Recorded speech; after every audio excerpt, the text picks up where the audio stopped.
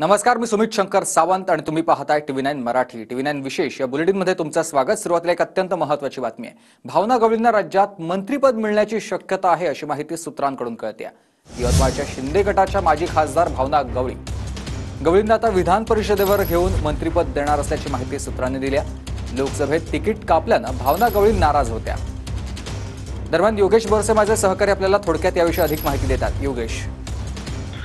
सुमित, राज्याचा मंत्रिमंडळ विस्तार लवकरच होणार आहे आणि या मंत्रिमंडळ विस्तारात नेमकी कुणाची वर्णी लागणार याकडे राज्याचं लक्ष लागून आहे. मात्र यवतमाळच्या माजी खासदार भावना गवळी यांची आता या मंत्रिमंडळ विस्तारात वर्णी लागणार अशा पद्धतीची शक्यता ही वर्तवली जात आहे. कारण लोकसभा निवडणुकीच्या वेळी भावना गवळी यांचं तिकीट कापलं गेलं होतं, त्यानंतर त्या नाराज सुद्धा झाल्या होत्या. मात्र मुख्यमंत्र्यांनी भेट घेऊन त्यांची नाराजी दूर केली होती. आता विधान परिषदेवरती घेऊन एकनाथ शिंदे यांच्या शिवसेनेकडून त्यांचं मंत्रिमंडळात वर्णी लागणार अशा पद्धतीची सूत्रांकडून माहिती मिळाली आहे. धन्यवाद दिलेल्या सविस्तर माहितीसाठी तुम्ही.